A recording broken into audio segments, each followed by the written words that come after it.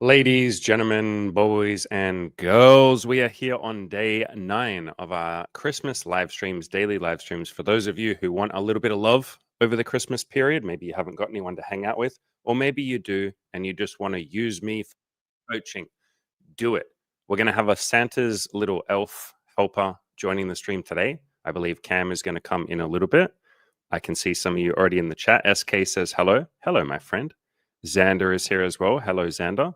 An expert cheek clapper, whose name I often struggle to say, says, hello, future Andy and chat. Working again tonight. You guys have a great stream, and thank you for the kind words yesterday. It meant so much. So, guys, he was listening when we talked about him behind his back. Amazing. He said, someone asked if I was a virgin last year. No, my origin story was lying in bed one night during a divorce and stumbling across Andy's channel. Never looked back. Amazing. That's cool. That's cool that we were able to be there for you, brother, when you were going through a divorce. Really, really, really cool. Mike says, Mr. Wells, we've been expecting you. What's good, my G? How you doing? I am good, brother. How are you? AC-FP7NS. Guys, remember what we talked about? Let's get some cool usernames. Let's go into YouTube. Let's go into the settings and change our usernames to something that Andy can read out easily. AC-FP7NS says, hi, Andy. How you doing, my friend? How's it going? Let's share a couple of memes while we wait for the questions to roll in, while we wait for Cam to come.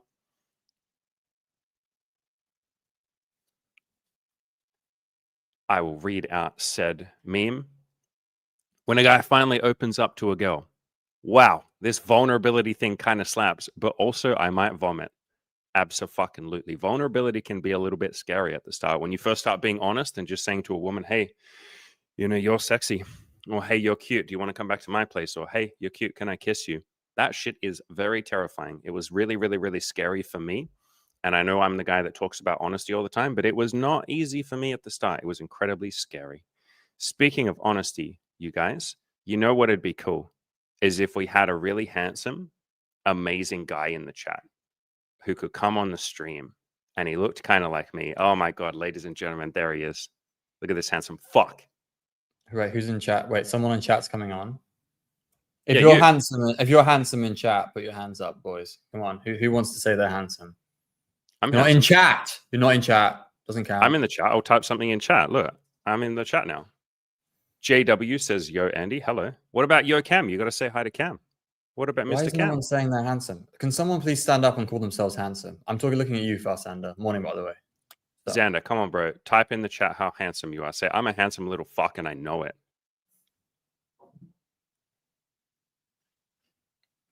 Bro, it's just all I'm seeing is jokes. Well done, Aaron. Well done, Aaron. Your grandmother called you handsome. But he's added a caveat. He didn't say I'm handsome. He said my grandmother said I'm handsome. Aaron, his grandmother thinks he's handsome. There you go. Xander's crushing it. I'm handsome. I'm a handsome little fuck. Dude, walk up to women with that line. Hi, just letting you know I'm a handsome little fuck. Anyway, you're a pretty little fuck. Like, do you want to do some pretty shit together? SK says Andy is mogging Cam. What does mogging mean? I've heard it a million times. Yeah. It means that Santa hat is like just like doing so much for you, and I can't stand up to that. Just the awesomeness of the Santa hat. I don't think it's just the Santa hat. I think it's like the whole. I think it's just the whole thing, the whole package. Ooh, being better looking. Ooh, he's putting us against each other. Yeah, guys, can we get a poll running? Which one of us is more attractive? If you guys had to sleep with a man, which one of us would it be and why? Why would it be me? I don't have the relationship you have with them. That's not fair. They yeah, like I know. you it's like 100% not fair. Yeah, it's not fair. That's not what mogging means, by the way. If anyone needs one, if you want to know what mogging means, if you've read the game, it was invented by the guys who were in the game. I don't know. Yeah, I get why the Lux Maxing community uses it, but it's literally from the game. Like they invented it for like when dudes are like being weird in clubs towards people. Yeah.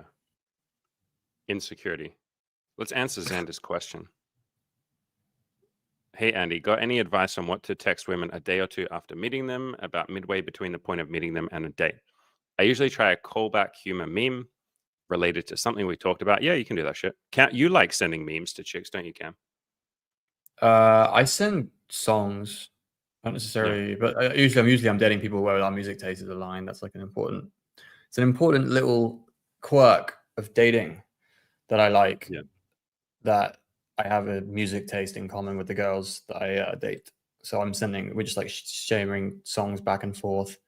A lot of girls so since I started Mexico and here, like Latin America, they fucking love these like weird, like giphy photo memes. And like, I don't know how to describe it. I'd have to send them to you, Andy, if you don't understand what I'm talking about. But like, they're like super like common to get these weird like picture memes that are all kind of the same kind of style, and it's like really common in Latin America. Anyway, it's easier to understand than the Spanish sometimes. Yeah. But he goes on to say, let's read the rest of what he said. So they almost never respond. 2 leads I tried this with didn't respond yesterday. Got any better ideas? You want to answer that, Cam? In terms of getting responses, like these are all cold approach leads, right? Yeah, these are girls that he's hit on. Yeah. There's not much you can do. Like you don't have any Yeah. previous understanding with them. If they don't respond, they don't. Yeah. I know that sucks, but like I'm not going to be one of these guys like, here's 3 lines you can send and every girl will respond and come over and throw her pants in your face. Like, no, that's like online sales bullshit that you get when you like end up in someone's funnel. Like, no, sorry. Sorry if I'm breaking anyone's. There's like, I mean, there's definitely stuff that helps your chances, but like, yeah, it's just, I don't think there's any specific lines I would send. I usually, when I'm starting to do more interesting stuff over text, I already have kind of more rapport with the girl. Typically, like before the first date, the texting is very straightforward, and then after that, I know them better. So like that's when I start like probably showing off more flair with texting and like messaging back and forth. But it wouldn't be until we've been on dates that kind of really comes out. Yeah. What you're talking about here, Xander, is like a girl that you haven't even gone on a date with yet. I have 0 expectations. You have no idea, man, how many phone numbers I get and Cam Yeah, gets that's where what I they was just gonna stop say. responding. I'm juggling like if you're juggling like 12 conversations at once, like there's nothing ready to throw out there. Do you know what I Yeah. mean? Yeah. I get so many phone numbers where they text once or twice and then never respond. Or I get their phone number and they don't respond to my first message. Or I message them on definitely. Tinder and they respond to 1 or 2 and then just never anymore after that. Like this is so fucking normal in 2025, 2026. Like it's just Sorry, I thought you were talking about how much volume you were handling. Apologies. You just mean there's like nothing really matters between the different yeah. Yeah. different Like you'll get styles. so Yeah, many yeah. phone numbers that just don't go anywhere. Like it's just what this shit is. So yeah, I don't think you're doing anything horrific, Sander. I think you're doing a pretty good job, man. Like send a meme if you want to. I guess to answer your question, so if I get a woman's phone number and we've already set up the date, is that what you're saying? Like, have you already set up the date, Xander? Or is this girls that you've just gotten their phone number and you're trying to set up the date? If so, my first fucking text is like, "Hi, nice to meet you." She's like, "Nice to meet you too." And then I'm immediately like, "Let's grab that coffee.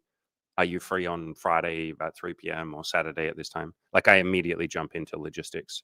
And Cam and I say this all the time. Try and meet them as early as possible. Like don't That's the set a main date thing. that's like, yeah, don't set a Yeah. date that's like a week or 2 away because you both lose interest or she'll lose interest. I think if you skipped everything else, but you focused on getting a girl on a date as soon as possible, your results would like skyrocket. Like it's all about speed. Like just like that. Like the speed is like important. And like I almost write off girls in my mind if they're pushing the date away. It's almost like it's a soft rejection. Same. If a girl's like, I'll see you in 2 weeks, I'm like, that's almost like a soft rejection. Like I don't even I not that I don't try, but I don't have any expectations for that girl anymore. Because she's not like, she might have a genuine reason, but like I don't trust that she'll be excited to see me in 2 weeks. So yeah. Xander, so you're talking about this is with girls that you haven't set up a date with and women that you have. So ones you haven't set up a date with, do that immediately. Set up the date immediately. Like don't send memes. Don't sit there being like, "Hey, cutie pie, how's your date?" It's like fucking get down to business, son. Because like a lot of women, as you already know, a lot of women just will not respond and will not meet you. So aim to meet ASAP. Yeah, And and then a the lot ones of you've already set up a date with, I usually don't text them a bunch beforehand. I might talk about like BDSM or kink or something, but I'm not sending memes and shit. But like, you can do that if you want to, man. It's not wrong. Yeah, I feel like the more you send in conversation as well, the more you're going to invest. Like if you're investing loads into girls that aren't really giving you much back as well, there's definitely like wormholes to accidentally fall into with this stuff where like when you've overinvested into someone over text and then suddenly they're just like dropping off and it feels like shit. And like you can just like not do that. Like it works just as well to like be very like, uninvested until you actually meet. That's not God, I'm always trying to balance this because I know you and I say like get excited about seeing them, like that really helps the date. But also like that's for like an hour before the date or the day of the date or 2 hours before the date. That's not for like 3 days before the date over text message. You get excited on the day, get excited like just before you go out. But like if it's removed from the actual date, like try and put them out of your mind as much as possible, I would say.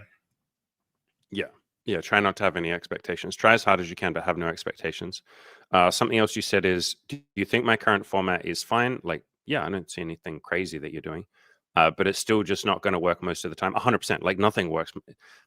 Every strategy or everything that every fucking pickup artist will tell you doesn't work most of the time. Like, we're playing the numbers game, guys. Like, understand that. Yeah, go. Sorry.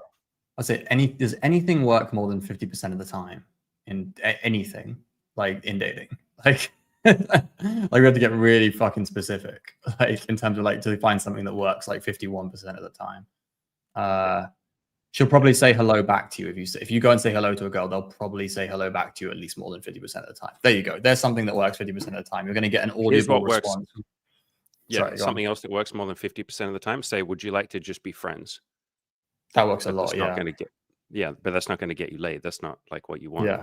So yeah, you have to try things that are actually got low percentage chance to get laid. You have to try things that have low percentage outcomes, which is an interesting thing. But like we said on another podcast, I heard this from Caleb. So it was like he said, if any girl you approach, you have less than 5% chance.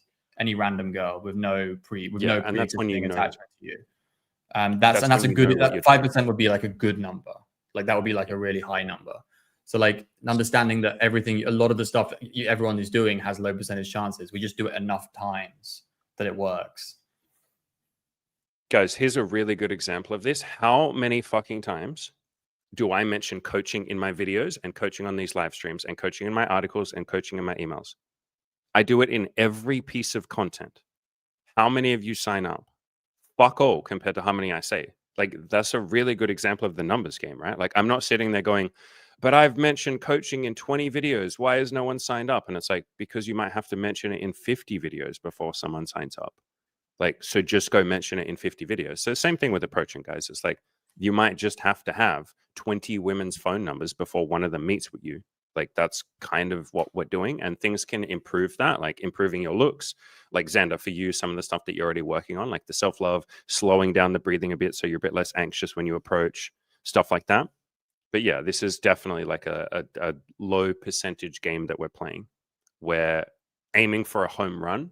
Like going on a date with a girl or having sex is essentially a home run. You don't expect to swing a home run every time you swing the bat. In fact, most of the time you'll strike out or just maybe bunt it. You don't. Something like that. It's baseball. It's not baseball because you actually can't strike out and get another. You always get other chances. So it's like baseball's actually kind of baseball's a bad example because like after 3 chances and you miss, you're out.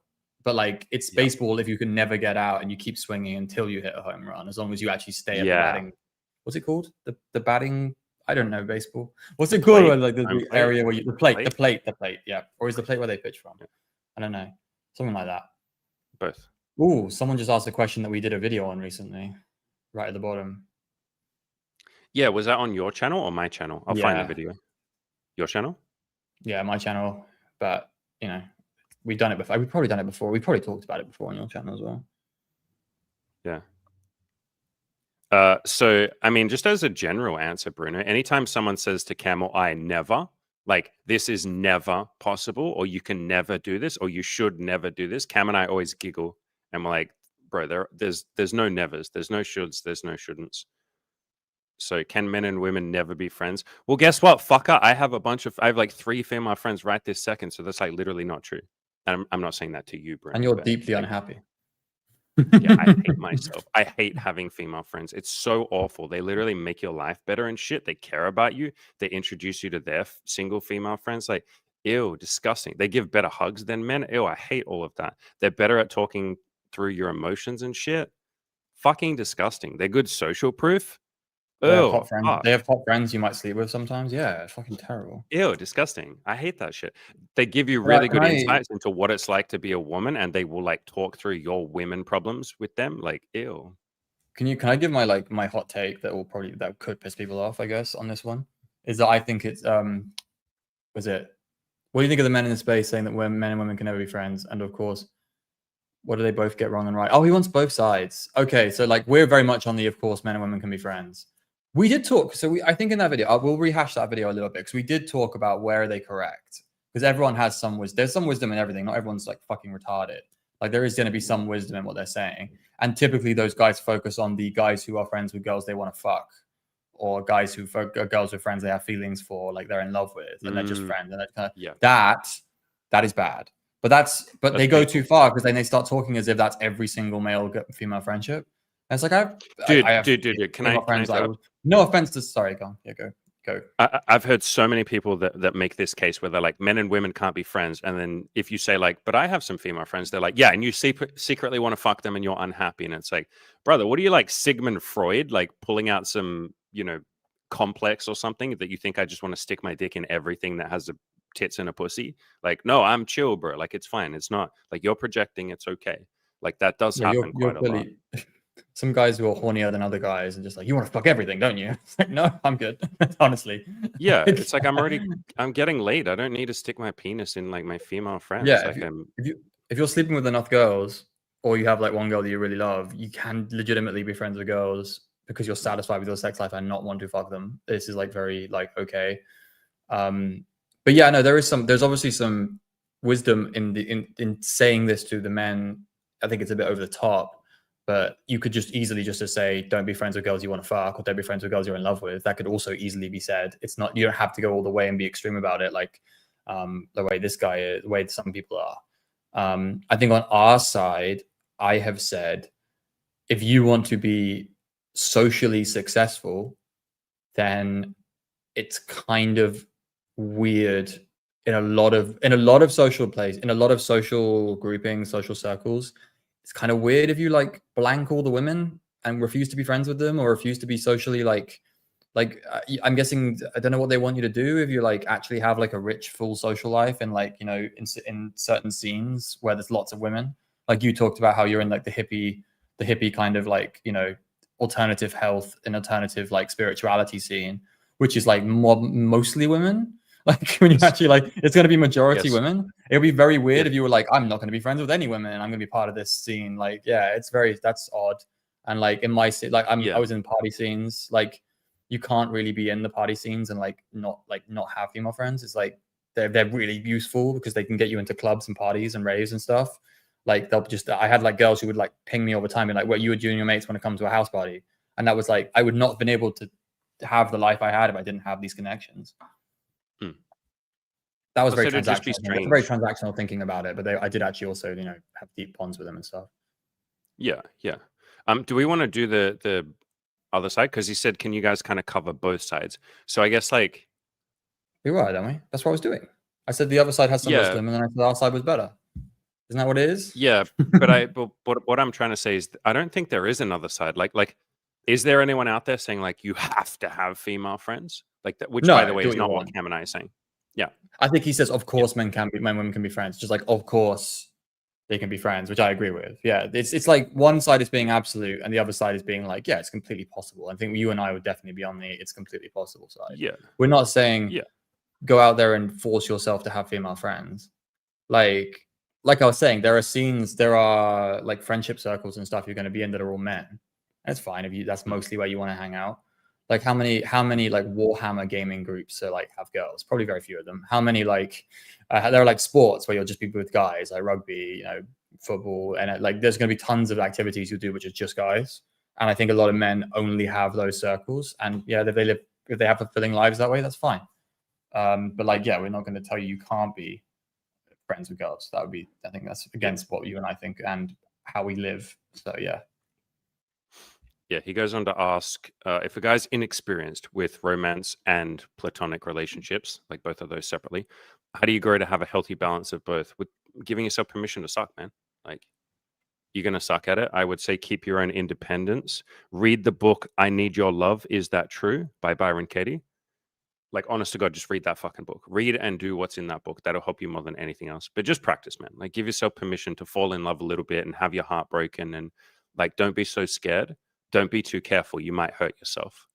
So yeah, there's nothing to fear, man. Focus on You'll the just focus on the one you want more first as well. I would yeah, suggest. You may not know yeah, what that is, but like I focused on social stuff more. It was more important to me, and then I moved on to dating. Yeah, just fix the one that's the bigger weight in your mind that you wanna have fixed. JW asks a pretty similar question, actually. What do you do if you get attached to girls too fast? You just insert a little bit of independence. So it's not that I would say don't get attached to other people, although like that's nice too. Read the book I Need Your Love, Is That True? Insert some of your own independence, have some male friendships. Like you can even, by the way, ask the woman herself, like the girl herself, to keep you accountable with this. Like she's not the enemy. She's not the thing that you have to push away and be like, oh God, I'm too attached to her. Get her out of here. You can literally say to her, hey, I feel myself getting a little attached and I love spending time with you, but I would like to have a little bit more independence. Would you mind keeping me accountable with that? If you see me texting you a whole bunch in one day, would you mind just gently reminding me of this conversation? Amy and I actually had that several times in our relationship where she felt like she was spending a lot of time with me. We lived together. We just spent like all the fucking time together. And so we came up with the idea of what if we have one day a week where we don't talk to each other? And we called it a solo day. And so even though we were in the same apartment, we would both have our headphones in and we would try not to even make eye contact with each other. We had a rule that like you're not allowed to talk to the other person unless it's a fucking emergency. And we literally wouldn't talk to each other from about 8 a.m. until like 6 p.m. And that worked wonders. So that was us keeping each other accountable with some solo time. So you're just inserting a bit of independence, man. Spectre says, what up, my fellow brethren? How you doing, man? I wasn't sure about sharing this, but I'm looking for advice on giving up the hub. Beautiful. So he's talking about like pornography. Oh, I've right. struggled with it for... I didn't get that advice. I was like, what the fuck is that? Go on, sorry. I've struggled with it for a while, and I want to stop before I start approaching women. So I would start approaching women before you stop. Yeah, same. Like do both at the same time. Yeah, like you're doing the classic little...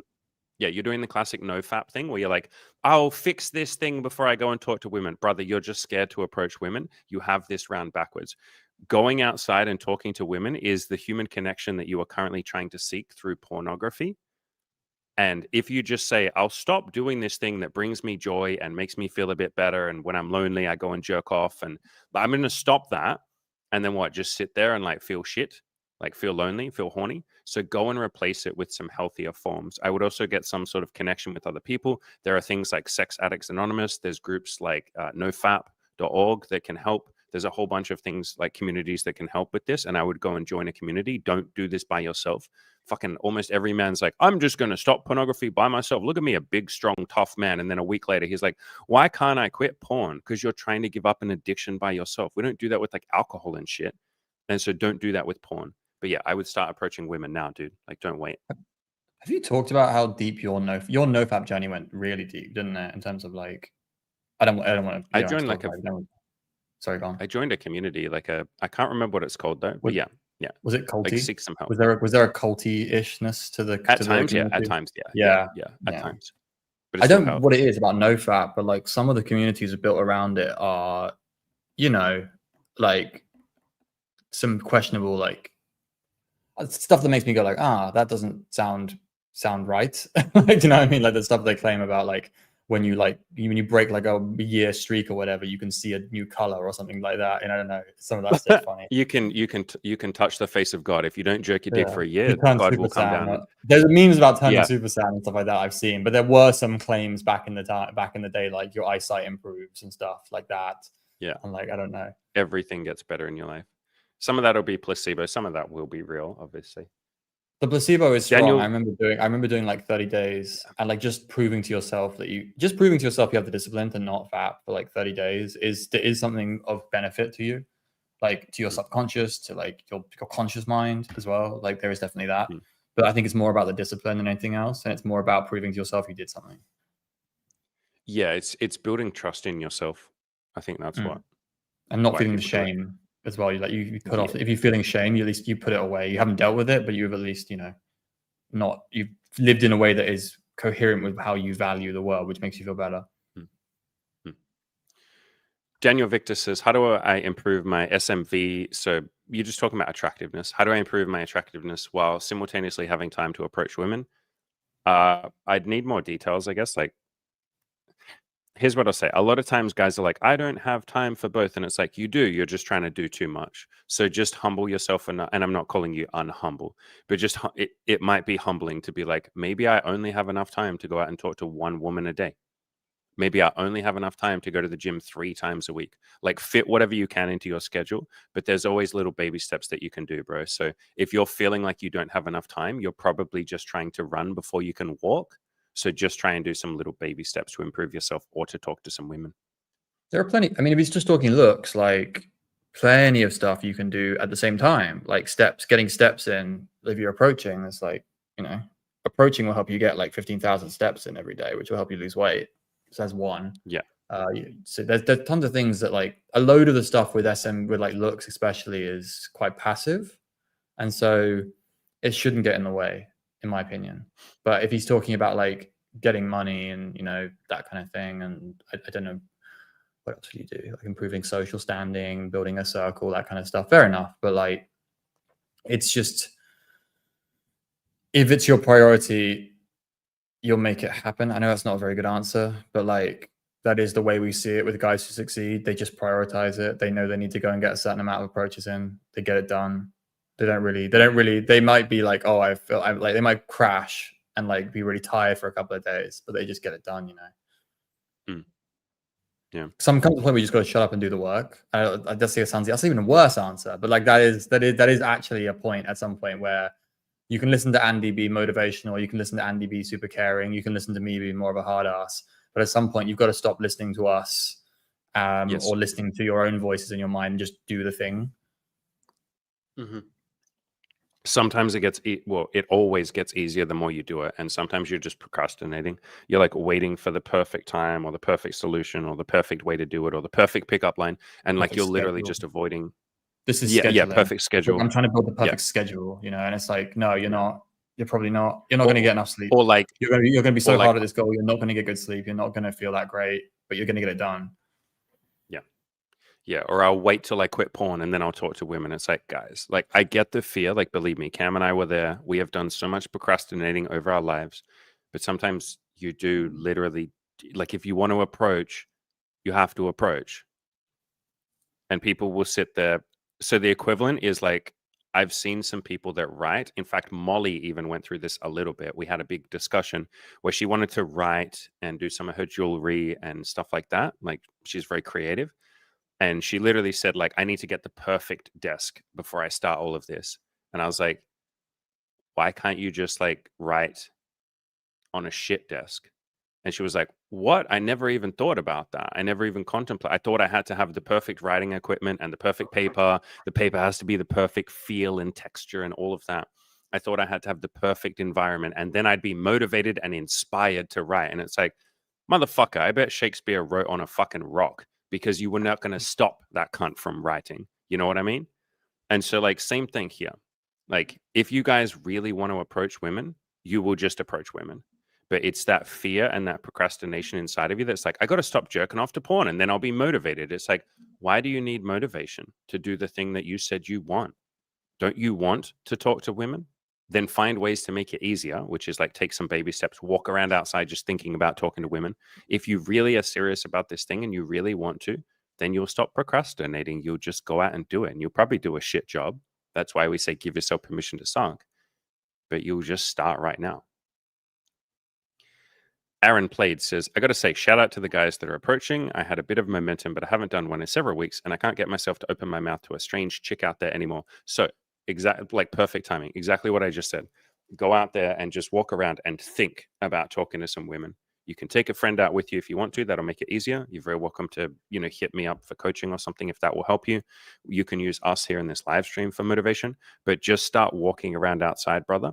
Commit to like 15 to 30 minutes a day. Just walk around outside thinking about approaching, and go out there every day and commit to that. That's your baby step. Doesn't matter if you approach a woman or not, but just walk around thinking about it.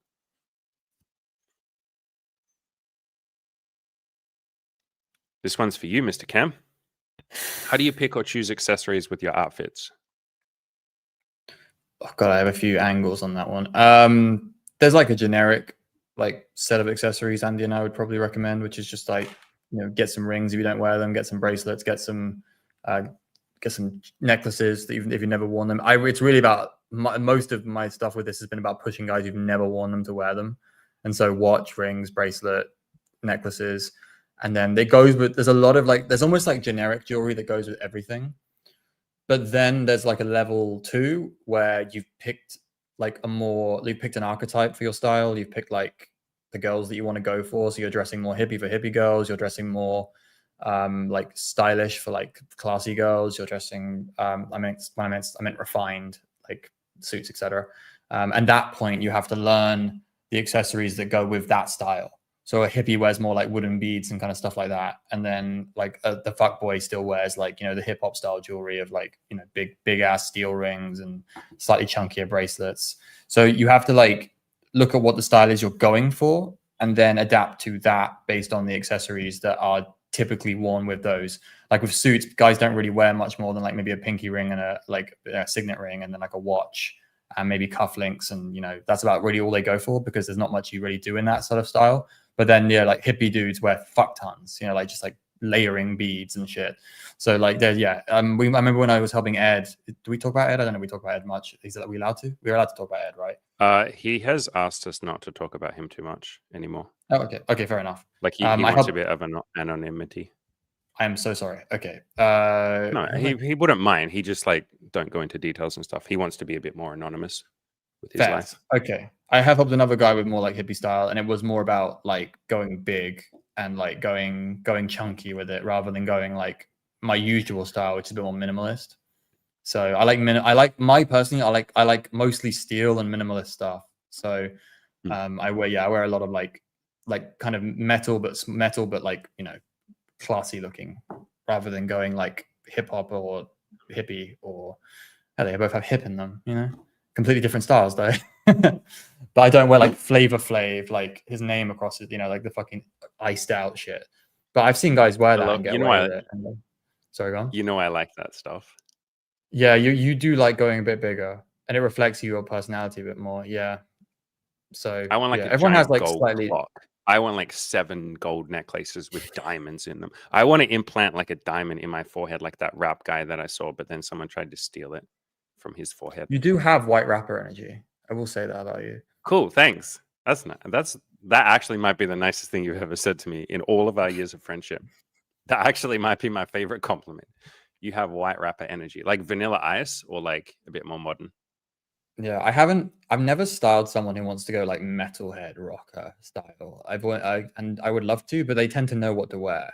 Like I only get guys who don't know what to wear, and they tend to want the more like casual, like fuckboy style, or they want to do something there's something they want to do that it doesn't really suit them yet, but they want to grow into that person. But I think all the guys who are into like heavy rock and metal, like they know what to fucking wear. They know all the stuff, so they don't need me. I don't get a lot of black clients either, which I think suggests something about black dudes just being born with fashion instinct. Is my I thought you're going to say black people being racist and they don't want to go to a YT. How good does Jimmy dress, for example, and has really always dressed well? Yeah, exactly. You can't point to one black person and be like he has good fashion, but every black guy I've ever known is like innately good at like dressing themselves. Yeah, even from like the projects and the slums and shit, they're literally poor as fuck, and they're like, okay, so 100% of my like weekly income is going to go straight towards like me looking good. The other community the other like ethnic community that has a lot of pressure to dress well is like East Asians, like Koreans, Japanese. They have really strong like streetwear culture and like fashion culture. So I've had way more Asian clients who I guess didn't get the memo on that front. But yeah. JW says, in your opinion, is it a hindrance to wear a full beard in terms of meeting women? Like to the I mean, it's a ground. hindrance. It's a hindrance that you'll get like soup and leftover food in your beard, so you got to wash it. But as long as you keep that shit clean, then fuck no. Best Groomed is what I example. would say. Groomed is what I would say. Like if it's groomed, any length can work. Maybe not like to your knees, but like Master Roshi style.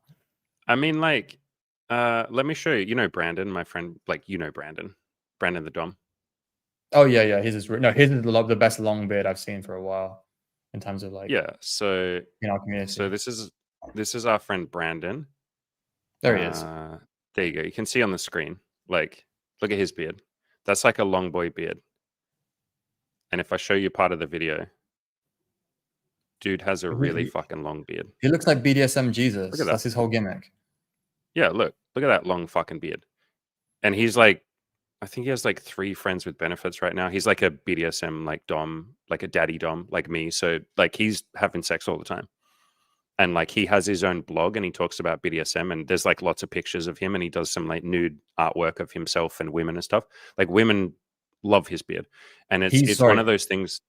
Yeah. He's also a good example of the hippie. If you see some of his other outfits, he's done hippie style very well and he understands like how hard to go with the accessories on that. So I should have said Brandon, not the man who does not want to be mentioned. I want to look at, I'm going to pull up his Instagram, but I'm just going to take it off stream for a second to make sure there's no naughty photos, but there shouldn't be if it's on his Instagram. Actually, there's some kind of risque photos that I don't know. You can't show your own Instagram on. I can at least show this. There we go. I can show that. This is what I meant. Yeah. If you look at how he styles it, it's very like maximalist with the accessories. And that's what you need to do. Yeah, look how many rings he has. Yeah, he's got like a metal edge to him as well, though. He's got like a mix. He's like a mix between rocker and hippie, which I really like. He's almost like a biker with like hippie on the weekends. You know what I mean? That's the way I would describe it. He's like half the week he's like, you know, leather wearing biker, and then on the weekends he's like meditating hippie. I always thought we'd send you that direction. I always thought we'd send you in that direction, Andy, like beach hippie. Like eventually you get into like linen shirts and beads. Maybe at one point, like I can definitely see myself going down that path at some point. Like the guy that suns his asshole. Yeah. Which I'm not going to show on stream. It was actually, no, it's completely safe for work. Have you seen everyone's seen the photo, surely? Yeah, I'm not going to show it. Brady says, hi guys. Hello. Very funny man. Mortis, are we doing viewer calls today? I think it's cool to see the people. I mean, maybe we could do if like one of you is desperate to come on. It might be a bit easier when Cam's not here, but like we can try it if you guys want. Like just because there's like 2 people. I don't know how that goes for coaching. I guess we do that in our group coaching program, don't we? We coach people. I mean, do you want me to drop off? Yeah, not a problem. No. Hell no. No. Mortis also says, yo, hello. Mike says, I met my cousin's girlfriends a couple days ago, and it was honestly a really nice experience to hang out with girls who aren't directly family, but also in a completely platonic sense. Yeah, it's this is what we were kind of hinting at before. I get so much out of like female friendships, and I didn't always have female friends. Cam kind of always did. Like, haven't you had female friends since like, I guess, college? Like after you started being social? Yeah. I've had quite a few houses where I've lived with like half the people are girls. Because I'll be real, best like party houses I've ever lived in. And if you want to go out and live in like a party house and you're in your 20s and you think it's a fun idea, like that house is going to be a lot better if it has girls, because like way more people are going to come if like there are girls living in your place.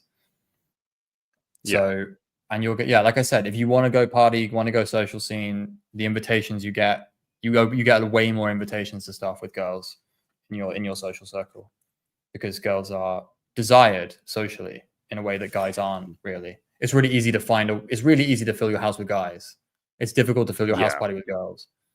So yeah. I know you'll get into places much easier if half your crew is girls, you'll get in a lot easier as well. Yeah. Aaron says, have either of you felt depressed or trapped because you wanted to cold approach, but you couldn't get yourself to do it? Yeah. What do you think my journey was, brother? So So I had like a 5-month period after I finished an approach anxiety program where I just didn't leave the house and I was depressed and like drinking alcohol every day. I literally didn't want to leave the house because I had done this approach anxiety program, but I literally still couldn't approach. So yeah, like absolutely, I was depressed. Absolutely, I didn't leave the house for 5 months, and then before that, was obviously depressed, like for not being able to approach. Cam, you went through something kind of similar, like you were really frustrated in the first, like you came to me for coaching to help you learn how to approach women. So yeah, we both have. Unreal Riot says this may not be related to dating, but more on lifestyle. Do you personally know anyone that lives to work? Me. In other words, it makes them happy. Me, while staying at home bored and do nothing. Well, I don't stay at home bored. I guess I'm confused by the last bit of what you mean, and I think Cam is too. I don't get it. Like, Yeah. like, In other words, it makes them happy as opposed to staying at home bored. Wait. yeah. What do you mean by the last sentence? Do you mean like, do we know anyone that only works and does nothing else with their entire life? In which case, you could Yes. say kind of me, because I spend like the vast majority of my time just doing voice messages for friends, for coaching clients. I'm, recording content for all of you guys. I probably spend, let's say, 90% of my day thinking about you guys and the greater humanity and shit. So like that's work. But even then, I still have 10% where I'm with my friends, or I see women, or I go outside and talk to women. Like I play video games with my friends. So I don't know anyone that like only works and does nothing else. The only exceptions I could think of that would be people like Elon Musk. But is Elon Musk happy? I don't get that sense from every time I hear him talk in an interview. Another example, someone like Mr. Beast. And if you listen to him talk, he's like, I don't recommend anyone do my lifestyle. It's crazy. I would not like wish this on my enemies. I like it because I'm a psycho, but I'm not happy. And like they literally tell you, I'm not happy, but I have this drive to work and I'm going to do it until I burn out. Maybe I'll burn out when I'm in my 40s, 50s, 60s, and then I'll chill the fuck out. But yeah, feel free to write more in your question. I'm not quite sure what you meant by the second bit. Maybe you can answer this one, Cam, better than me. Daniel says, you mentioned social proof. What's your opinion on social circle game? It's fantastic. Get involved. Don't expect it to be Yeah. straightforward compared to the others. I think online straightforward, approach is straightforward, social isn't. You have to learn a lot of nuance and you have to learn a lot of stoic resolve, I guess. Like you can get socially rejected as well as romantically rejected. Like, so it's like a Yes. doubling potential, like feeling like shit. If Yes. you're not like used to it stuff. Like I don't give a fuck about social rejection anymore, but I know when I did. I remember when I did. And so like, yeah, it's like there's like a few more like things to overcome, I think. I don't think it's like if someone hadn't done online and hadn't done cold approach, etc., and also had never really made many friends, I probably wouldn't shove them straight towards social circle stuff. I would say Same. get your dating handled with other stuff, and then also we can get you getting some friends on the other side. I wouldn't have the two things at once. Like I wouldn't be going for that. I wouldn't take someone who's like baseline zero, like you've just come out of character creation, and like you have no experience with anything. I wouldn't shove you straight into trying to get laid through social circle. I'm not saying it's advanced, but I'm saying that like it's maybe better to pick up dating skills than the other avenues first. Maybe I'm saying that. I'm not 100% sure. Yeah, it's also a lot easier to get volume in the other circles. Sorry, the other avenues. So like you can get way more volume in online, way more volume in on approach than you can. Like social circle volume is quite random at times because you've got to wait. You've sort of got to wait for opportunities and then take them. It's very different to like you can systematize it to a degree where like say you have like a party house and you become like the pre-party, like everyone comes to your house and there's always new girls coming through, so you always get to meet new girls. But like other than that, like if it's just like a normal social circle and you're meeting new people whenever friends bring people in, then it's going to be quite random when you get opportunities. Yeah. Whereas like cold approach and online dating and shit is like, if you just play the numbers game, you'll get there. Speaking of which, look at this segue. Xander says, it's simultaneously reassuring to know that what I'm doing is good enough and frustrating to know that I might need to do it a mind numbing number of times in order for it to work. Yeah, and Might that's work. your It might ego. work the next time you do something. Yeah, exactly. That's yeah. Remember that you can win. Everyone needs to remember that they can win. Like, you're just assuming you're going to lose. Like, remember that Yeah, winning you is guys are possible. so focused on the losing, and you're like, I might have to lose a mind-numbing number of times, and it's like, listen, Mister Beautiful Ego, and this is what our egos do. We say at the start, man, if I could just get some women to be nice to me, I'd be happy. And then a bunch of women are nice to us, and we go, well, actually, what I meant was, if I could just get some phone numbers, if I could get my first phone number, then I'd feel like this is worth it. You get a couple of phone numbers, and you're like, well, actually, no, sorry. What I meant is, if a few of the women would reply to my phone numbers, then I'd be happy. A few women reply, and then we're like, no, sorry. Whoa. What I meant was, if I could just go on some dates, then I'd be happy. Then we go on a bunch of dates, and we're like, no, sorry. What I meant was, I'm not going to be happy until a woman kisses me. And then a woman kisses you, and you're like, no, sorry. She hasn't slept with me yet, so I'm not happy. I meant if I could just get laid, then I'd be happy. And a lot of you who haven't had a lot of sex think, man, if I just get laid 1 or 2 times, I've made it. No, motherfuckers, Cam and I have been doing this for long enough, and we understand the human ego and the mind and the way that it works. You'll get laid fucking 50 times and be like, yeah, but what I meant was I need to fuck a supermodel, and now I need a business, and I need a Lamborghini, and I'm not having sex with women that are as hot as other people that I see. And even if I am having sex, I have to approach 100 women, and some other guy out there is only approaching 10 women, and I see hot chads in the club just absolutely killing it. So I need to be able to do that. And like, you just keep inventing reasons to be unhappy. And so focus on the gratitude of what you have already achieved. Focus on appreciating every little step along the way, and stop focusing on the losses and like, oh, I have to do this a mind numbing number of times. You would only say that statement if you are unhappy and unappreciative of the process. But if you can instead say, every woman that I walk up to, even when she says no, that's a blessing. A human being just fucking interacted with me and gave me her time. How is that not a blessing? A woman just gave me a little bit of attention when at the start I would have given anything for that. And now I'm ungrateful for it. If I can learn to fall back in love or fall in love with the process, then it's not a mind numbing number of times that I have to approach for this to work, because I'm no longer sitting there saying it only works if I fuck her. I'm saying, no, it works if a human even talks to me. It works if I'm going out there and being courageous. It works if I get a phone number. All of this is a victory. And then everything is exciting, man. You're just not in love with the process. And you're literally saying, I will only enjoy the process when I get what I want. And it's like, brother, you've already gotten what you want a million times. You just haven't said thank you. So this is like ungratitude. This is like rich people who get whose parents will just buy them anything they want in the world, and then they don't fucking appreciate any of it. And all of that's okay, man. Not to make you feel guilty, but like, that is the reason why you're unhappy, because you call this mind numbing, and you call it like effort and work and pain. But if you can fall in love with the process, people will tell you this about the gym. You're not going to build an amazing body if you fucking hate going to the gym. And so one of the first things that people will tell you if you're going to go to the gym and build a body is like, you got to find a routine that works for you. You got to find a gym you like. You got to go with some friends, maybe. You got to find a way to fall in love with the process. And then you'll keep it up for the years that it might take. Xander, it might take you years to get really good at cold approach. Find ways to enjoy every single second or most of the time while you're doing that.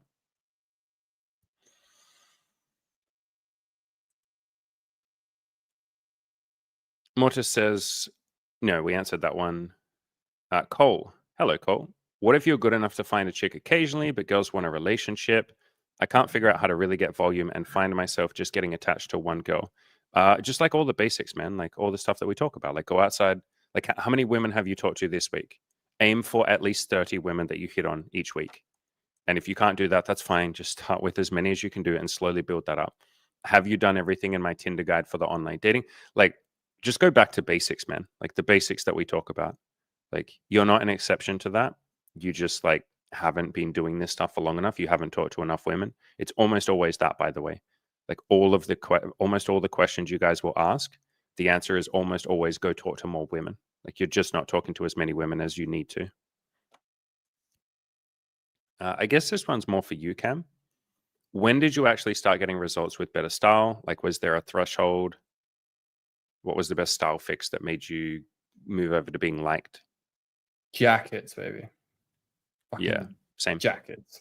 Because guys who have no, I didn't say no style, the guys who are bad, the guys who like buy shit jackets for cheap, guys who don't even wear them, you're passing up so much equity. Sorry, you're passing up so much like benefit, man. There's no fucking man out there that doesn't look better in a jacket, and I include like Arnie in his prime. Like, you look better in fucking jackets. Even Arnold as Terminator looked better in a jacket. Like, honestly, you need to understand. Some guys live in like Florida though, so like I have to like work around that. But you can get outerwear. You can get like the really nice overshirts you can wear over like a tank and stuff. I'm wearing like, an focus overshirt. on like Yeah. focus on like good overwear, etc. like that, or move somewhere where you can wear jackets, because fuck those fucking humid country spots. Anyway, no, I'm just someone's like, the amount of clients I had is like, I'm living in a hot place. Like, well, move then, or you're not gonna be able to use my advice. I'm obviously joking, but basically, that was the thing that helped me so much, was buying my first like shit hot jacket for quite a bit of money. Like, I had to spend good money on it because it was perfect. I will actually say that, yeah, when I started like actually prioritizing my look and stopped being a cheapskate about it, you don't have to buy like thousands of dollars worth of like, you know, designer stuff, but you do have to like buy like at least the good like mid-range stuff that, and if you find something that's like perfect for you, like spending that little bit extra on it is fine. Like, back yourself, like invest in the outfits, like invest in your wardrobe a little bit. I think guys are so like, and there, I know it comes from like coming from households where like they had to like keep the money, like, you know, really, really careful about money. But like, the second you stop thinking like that and start thinking about your outfits as investing in yourself, suddenly you open up so much more potential to like dress like way hotter, way better. I know you went mad with like buying like the jewelry you actually like, you saw jewelry online you wanted that was actually quite expensive, and you're like, I'm buying it anyway because it's like an investment in me and an investment in like being who I want to be. Yeah, for sure. Mike says, Aaron, I can relate so heavily to this, as in feeling like you want to approach, but you can't. I have the feeling inside that something in me is screaming, go out and talk to women, just go do it. But I don't, because you guys are setting the bar too high. A little bit of humility, boys, sprinkle in just a little dose of humility. If right now you are not able to go outside and talk to women, then I would say to you, okay, what are you able to do? So I talk about this a lot in my Play to Win video course, and I talk about this in my approach anxiety program. So I literally say, figure out what you can do rather than what you can't do. You know, give yourself permission to suck about this or with this. Go outside every day for as many minutes as you can and just think about talking to women. Walk past some girls, think about what it might be like to say hi. Like, just imagine. And at any point, you're allowed to go say hi. But even if you can't, just go give a compliment or something, or be like, hi, like, I like your shirt, bye. But go outside and just think about this shit. You guys are setting the bar way too high for what you're currently able to do. And then you think that screaming at yourself like you're some sort of little slave is going to make you go and do it. Maybe that will work once in a blue moon. Do you really think you're going to keep up for weeks, months, or years if you're abusing yourself in order to get yourself to do something? Do you think you're then going to do that with the next goal? Like, all right, I want to start a business. Great. The way I'm going to start a business is by screaming at myself. That is not how you build a business, boys. That's how you build like 1 week of progress, and then you fall into a giant heap because nobody likes to be screamed at or abused or pushed or yelled. So yeah, find more sustainable ways of doing this, which is why we keep saying, you know, my favorite sentence, give yourself permission to suck. Cam's favorite fucking word, humility. Like, have the humility to say, this is where I'm at right now. I right now cannot go outside and talk to women. Okay, what can I do? Can I get a friend to go out with me so it's easier? Can I just do social game? Can I go on the dating apps? Can I walk around thinking about it?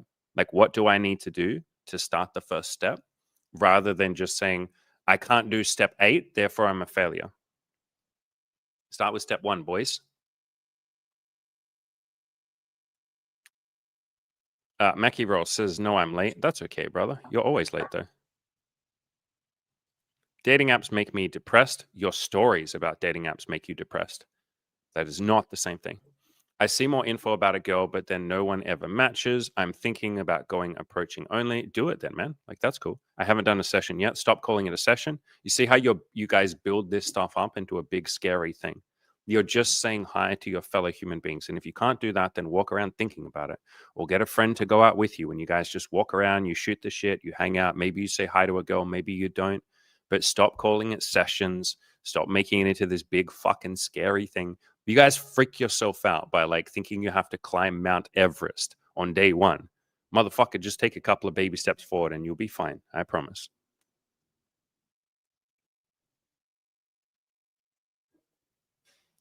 Mortis says, damn, I've always been a coat and cap guy. You're allowed to be a coat and cap guy. He goes on to say, most of my money goes to style and looks improvement currently, but a bit stuck with style and looks right now. Do you want to hit Cam up for a style call? Like, you still happy to do them, Cam? Yeah, sure. No, the calls are like general though. It doesn't have to be about that, but like that is if that's something I'm happy to like help with. We haven't really done like a list of things I would help with. I probably should send you like a list. Here's a list of stuff that like Cam can do in his calls. He can do anything you want. He'll perform for you. But yeah, there's like stuff that you're like, there's like specialism that isn't really your specialties, and we can figure out what those are. It's not. No, I'll talk about it somewhere else. But like basically, like I have like a full package I used to offer that was like a lot more money, but these calls are like 1 hour one-offs. I can give like more loose recommendations, but I don't do like personal shopping and stuff in these calls because that was like a much bigger product. Because it takes me so long to like I have to like VPN to like your country and then like figure out everything in your sizes, etc.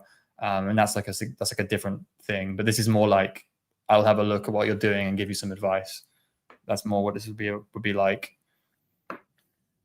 Yeah, so if you guys want to do a call with Cam, they're $100. I've put the link on the screen. It's also there in the chat. Mortis, you say, the problem mainly is I've had a lot of help with improving my looks, but my results haven't improved, so I always keep switching stuff. Mortis, I say this with love, brother. I've done a coaching call with you. Your next area of improvement is your mindset. And I told you that like 100 times on the call that we did.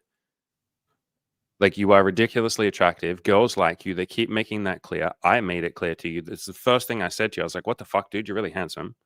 Like, you just don't believe in yourself. You don't take the opportunities that are handed to you. And that's okay. That's like fear. But like, you don't need to improve your looks. You are procrastinating now. You're avoiding the work. And this is okay. Like, so many fucking guys do this where they're like an absolute bodybuilder or they look like a god and they're like, oh, I need to go to the gym and do another leg session and then that'll make the girls fall in love with me. Then that'll improve my looks. And it's like, motherfucker, you already are so much more attractive than the average person. And now you're just procrastinating. So I would say that to you too, man. Like, you are procrastinating. We could probably say that about a lot of you in the chat. You guys are more than good looking enough. You guys are just scared and you think that improving your looks will mean that women somehow throw themselves at you. Like, a lot of you have this fantasy if I can get to a certain level of attractiveness or style or body shape or whatever, that women will do all the work. And it's like, motherfuckers, that isn't how this works. You were born the wrong gender if you want people to throw themselves at you, or you need to go and be an absolute celebrity. Like, you need to be a K-pop star or some shit, and then women will throw themselves at you. Yes, correct, 100%. Go be a fucking celebrity, and they will. But you guys are not that. You're just avoiding the work, and again, that's okay. But you're not going to have the results that you want until you do the fucking thing. I will go outside and approach 30 women this week. And if I can't do that, I'll start with whatever I can do and I'll work up to that. And I will approach several hundred women and I will ask all of them for a phone number. And some of them will sleep with me and I will ask them to kiss me and I will invite them back to my place. Like, you guys got to follow the instructions, like follow the recipe. If you don't follow the recipe, you don't get the cake. You guys want the cake by avoiding the recipe and doing some weird shit off on the side. Like, let me get out the next, you kind of even said this, Mortis. Let me do the last 10% of my self-improvement. It's like, motherfucker.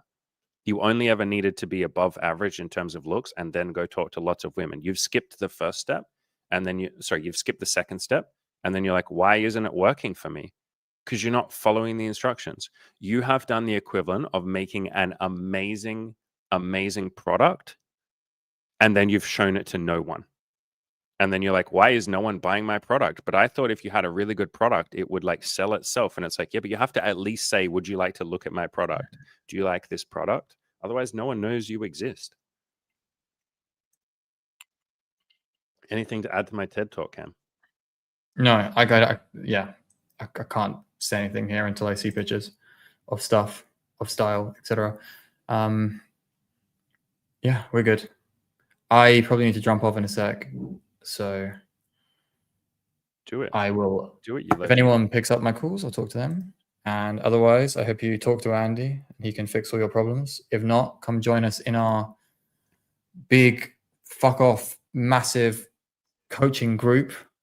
That's the best place to be, and we'll be able to help you more often. And yeah, Oh yeah. that's all I have to say.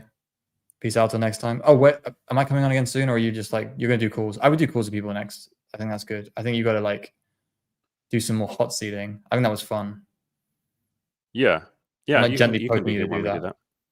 Gently Yeah, I'll poking do at that you. more. No, I don't have to be on. I just want you to do more of it. Do it. Get the Oh, okay. get the hot seating going on, man. Yeah, for sure. We will. Salutes in chat. Salutes to Cam. Adios, amigo. All right. So, Mackie Roll, you say, actually true. I'm about to follow the instructions this week. Yeah. And make the instructions as easy as possible. Like, this is why I talk about baby steps. Just walk around outside thinking about talking to some women. And then you said, I'll even write on the Friday stream if I did it. Not if you did it, when you do it. The only reason you're using the word if is because you're a little scared, which tells me that you've probably set the bar too high. So set an absolute bare minimum baby step. Like, I will literally walk around for 1 minute outside thinking about talking to women. You can do that, motherfucker. You can absolutely do that. So post when you've done that. Go do that today. Go do that today. Like, you can walk around outside thinking about talking to women for 1 minute. Mortis, you said the issue is I'm invisible. Welcome to being a man. Like, do you think I'm fucking visible? Do you think I walk around outside and women hit on me?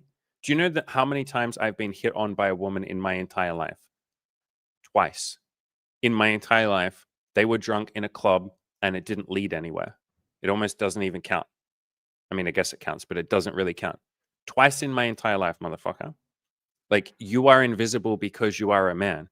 As Brady said, I mean, Brady's just literally saying what I just said. Brady, the legend. Men are visible only when they make themselves visible. Yeah, that's how this works, dude. I'm sorry, but you have to literally approach women. You have to walk up and be like, hi, you're pretty. Would you like to date me? Hi, I am interested in you. Are you interested in me?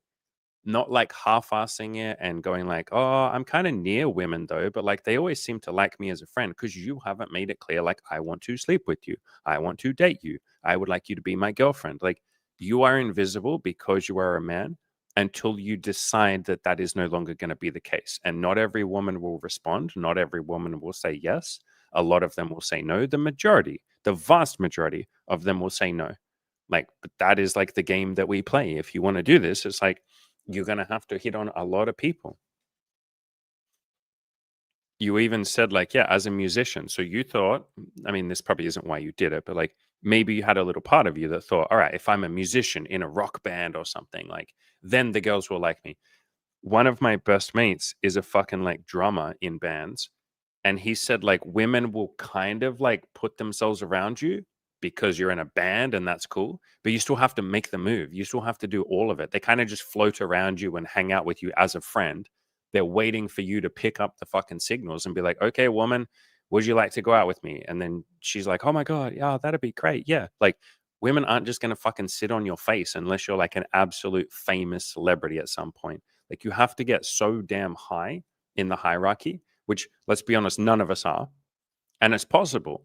If you want to go and spend the next 10 years becoming rich and famous, like, you can. That's definitely not a bad idea. I wouldn't recommend it because, like, it's a lot extra work. To me, it's far easier to just walk outside as an above average guy, which you are, Mortis. Like, you're more than above average, dude. It's easier to just walk outside and hit on 100 women and be like, hi, you're sexy. Hi, you're pretty. Hi, you're cute. Are you single? Are you interested? Like, just go out there and do that. That to me is way easier than literally becoming a fucking celebrity, which there's no guarantees of that anyway. But there are guarantees that if you just go out and talk to enough women and work on some of the things, work on your confidence, work on your looks, but you're fine with your looks, things like that, then yes, it eventually works out. But you got to make the moves, man. Like Brady said, men are visible only when they make themselves visible. Like, that's kind of the cards we've been dealt. We play that hand with all that we've got. If you're a woman, yeah, you can kind of just exist and people will eventually hit on you. I mean, think about fucking Molly, for God's sakes, and like other women that I've hit on. Molly was literally existing literally just walking to work, another normal fucking day. And then all of a sudden, some guy just hits on her and makes all the moves and asks her out and all of that. And she did a lot too. Like it's scary to receive and accept. And that was scary for her, but she didn't have to make any of the moves. Like I did all that. So if you're a woman, yeah, you can literally just be walking down the street and fucking love will fall in your hand, into your lap. A guy will just literally be like, "Hi, you're pretty. I'd like to take you out sometime. Would you like that?" And you're just like, "Whoa, look at this. Holy shit. I just get what I want from like existing." But that is not for most men what dating is like. So we make the moves, we put in the effort. Yeah, if it is to be, it's up to me. Xander says, all this talk is making me feel privileged about never having had any approach anxiety. Yeah, you're definitely the exception, brother, which I think is really cool. You get a bit of like anxiety around other things. Like you're anxious when you're getting lots of phone numbers and they're not texting you back. Like that's where your anxiety sits. But yeah, to not have the approach anxiety, that's so fucking rare, dude. You said I could approach 10 on my first day. Xander, dude, do you know what my first day was like of the approach anxiety program that I did? The first day, you had to just walk up to 10 strangers and say, "Can I please have the time? Like, can you tell me what time it is?" And I walked around for like an hour and I couldn't do it. And I was like, "Oh my God, I'm fucked. Something's wrong with me. I'm literally like incapable of asking for the time. I can't even ask them what time it is. I'm never going to be able to do this. I'm more fucked up than I thought. Oh my God, I should probably just like kill myself or something. I shouldn't even exist in society if I can't ask a stranger for the time." And I had like a full on freaking panic attack. Long story short, I ended up being able to do it eventually, but like, God damn, dude, like I had anxiety around saying, "What time is it?" I also worked with this coaching client many years ago. He flew out to my country and I went out with him for like 3 days straight. Like we just hung out all day, which if any of you want to do that, you can always just shoot me an email and we can figure out how much, you'd pay me and all of that shit. But we went out for a weekend, right? Or for a couple of like 3 days.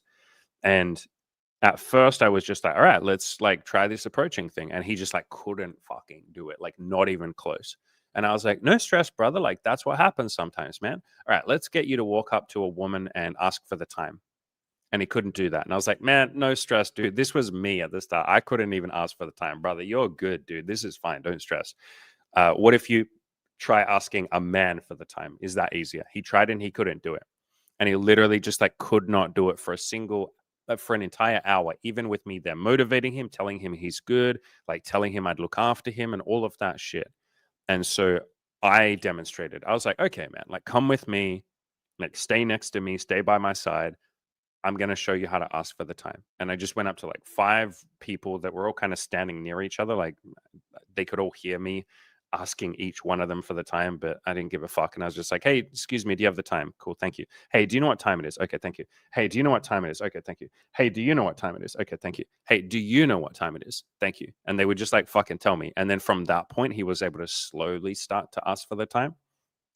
Then I got him to give compliments. Then he was able to tell them that they're cute.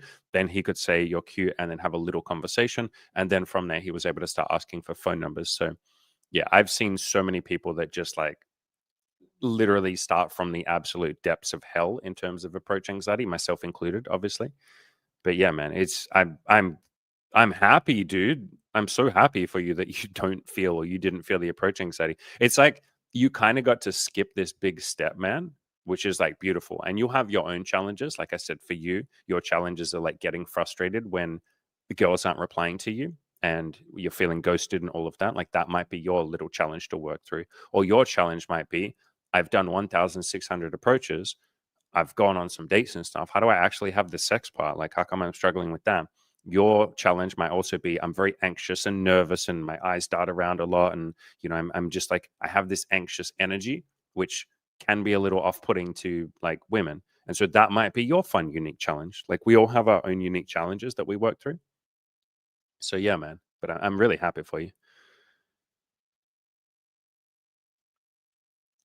Mike says, "You lucky fuck, Xander." Yeah, but so something, I mean, I guess I've just sort of said it. Something to keep in mind is that we all have our own strengths and unique challenges. And so, again, Xander might have had absolutely zero anxiety, but he's clearly very anxious around other parts.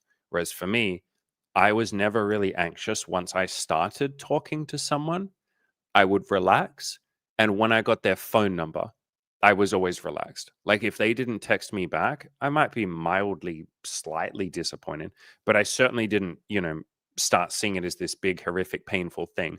I was just grateful that anyone would want to talk to me in the first place. And so Xander there has a unique challenge that I didn't have. Like I was just pretty happy to get some fucking phone numbers, whereas Xander's clearly struggling with that. So we all have our own little like unique journey that we're going on and our own little challenges.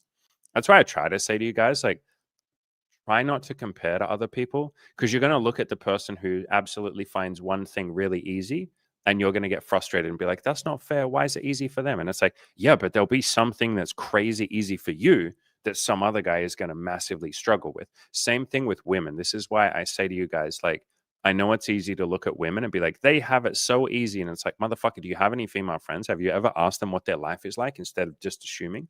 They will tell you all of their struggles and pain points and all the horror and the hell that they've gone through. And then you realize that everyone is on their own unique journey. They have their own struggles, they have their own pain, they have their own suffering. We're all human, we all suffer. And how can we sort of like help ourselves and help other people with that shit?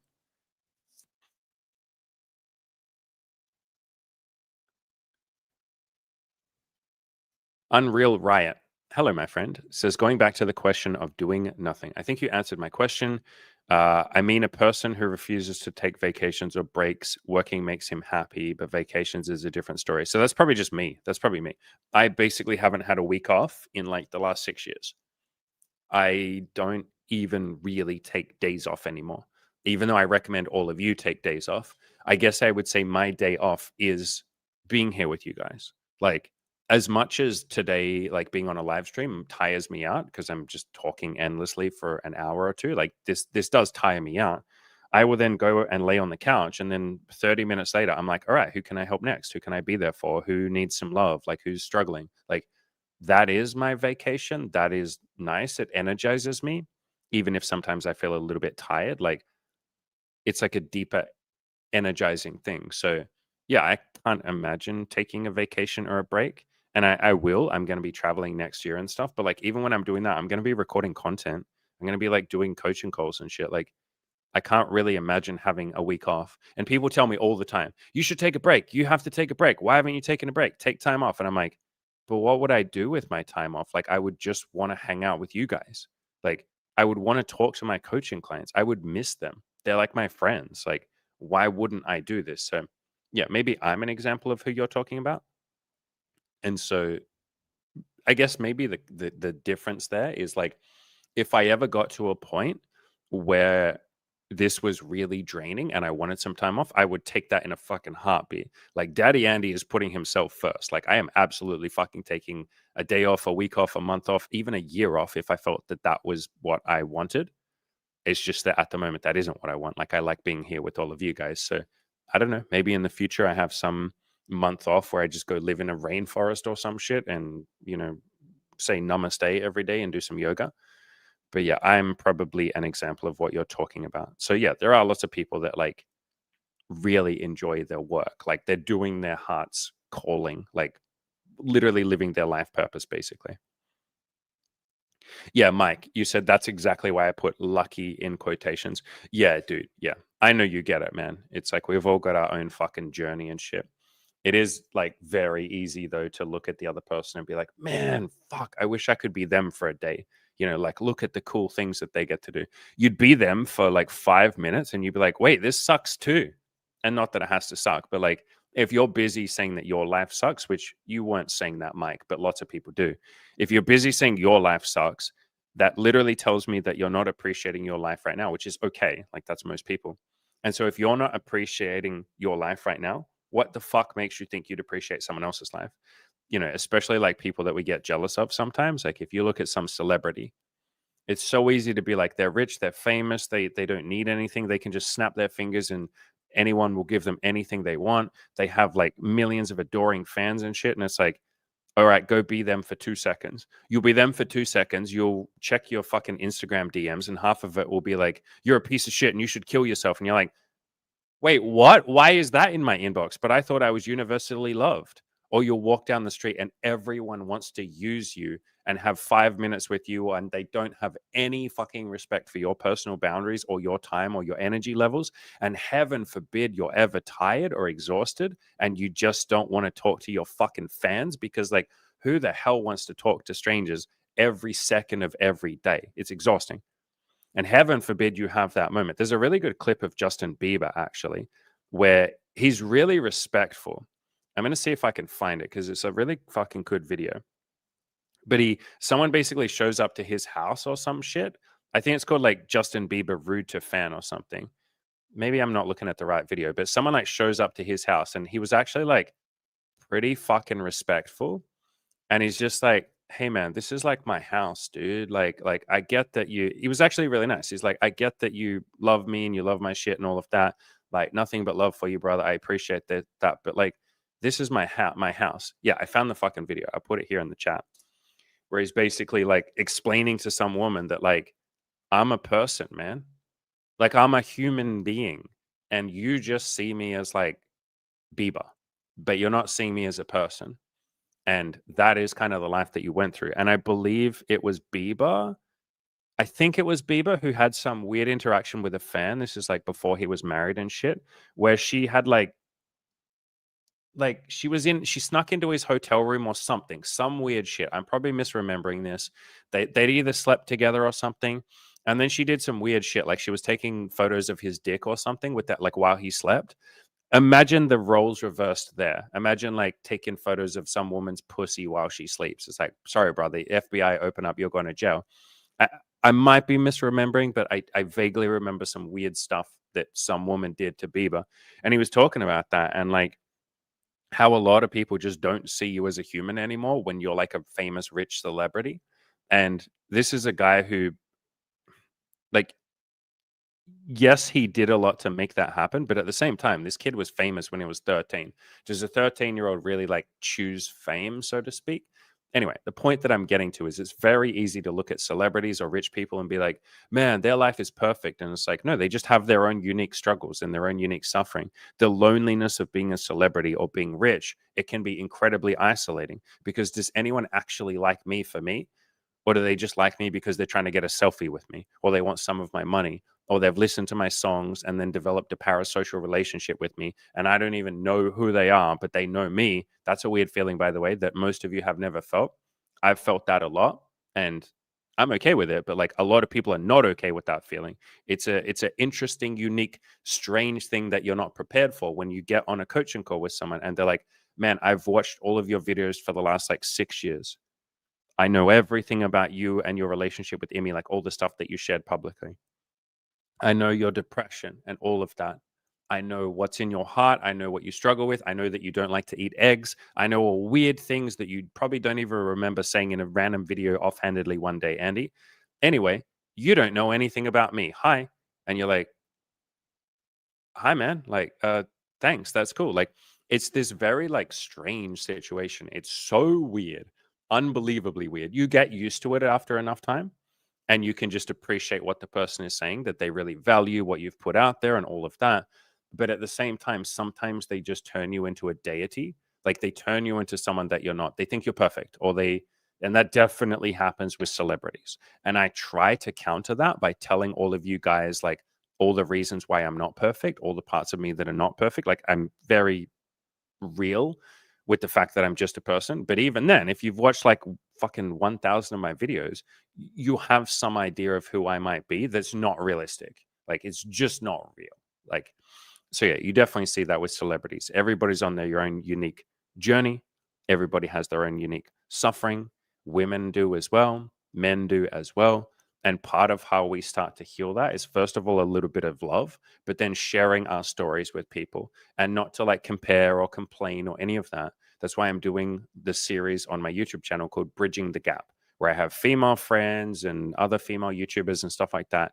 And I just sit down with them and I talk. And I'm like, what's it like to be you? What are your dating struggles? What are your insecurities? When do you feel lonely and alone, like no one cares about you? And we just share that kind of shit. And then I get to share, my shit.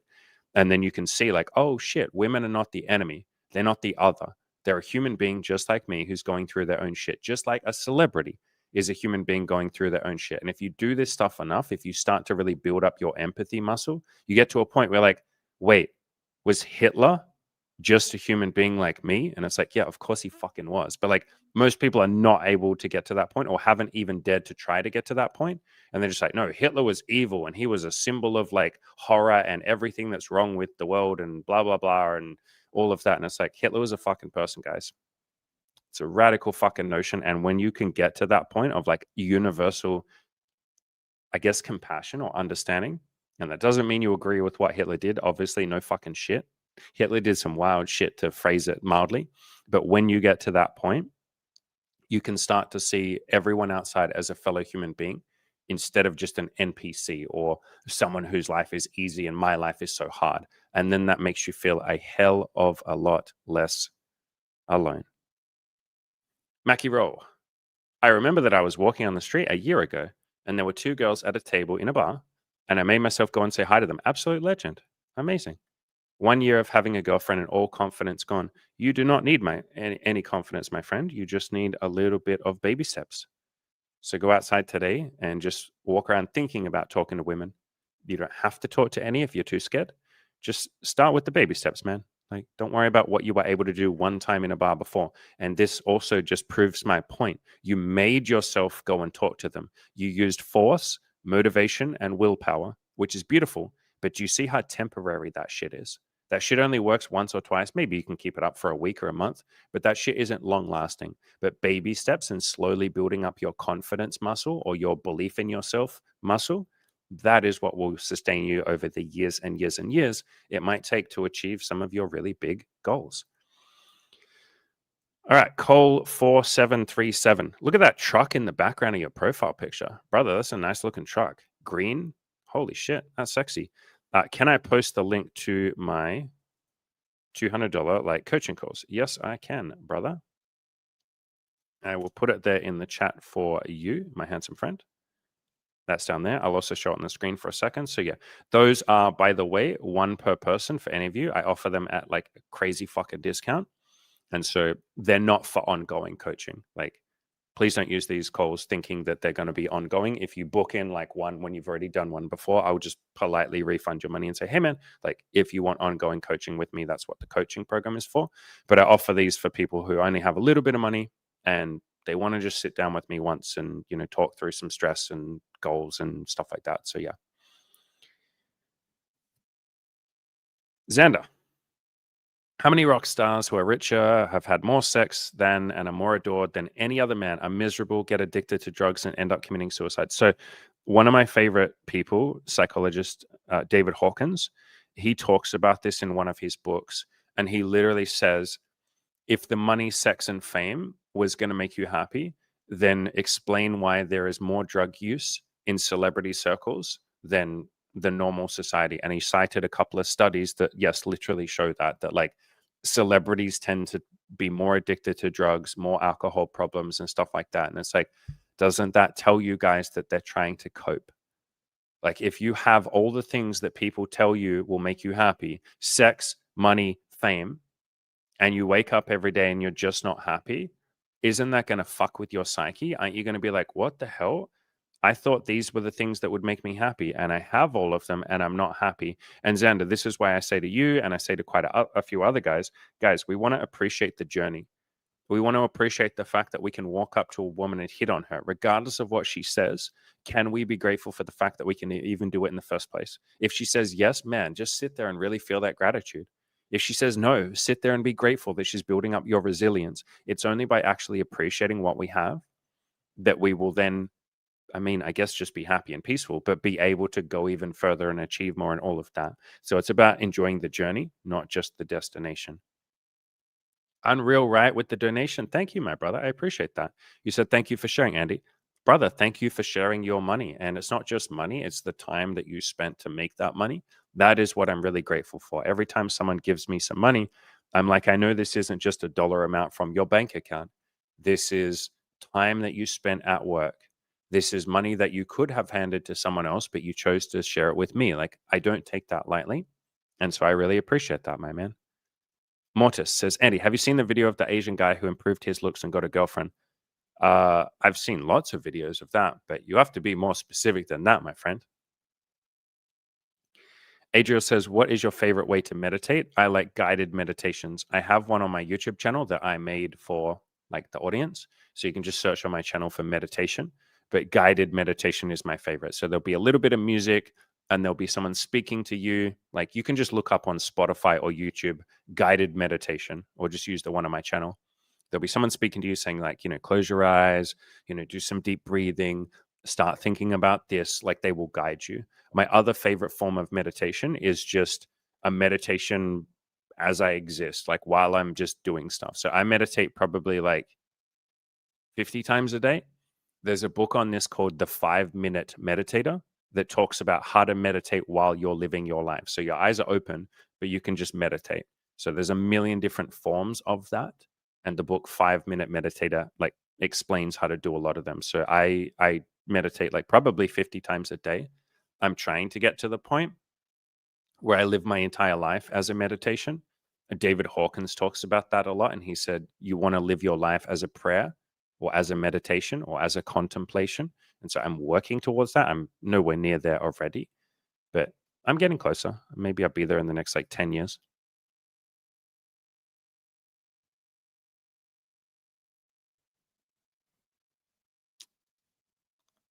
I think we will start finishing up. I'm just scrolling through to make sure I've like answered most of the questions. I think I've answered most of them. I think we'll finish up now because I got another coaching call to do immediately after this, and I like having a little bit of a break before I jump on with someone else. So if I've missed any of your questions, just bring them tomorrow, guys, and we'll blast through them. We'll give you guys a bit of love, but I appreciate all of you. Let's start getting some salutes in the chat, boys and girls. There might be a girl watching silently.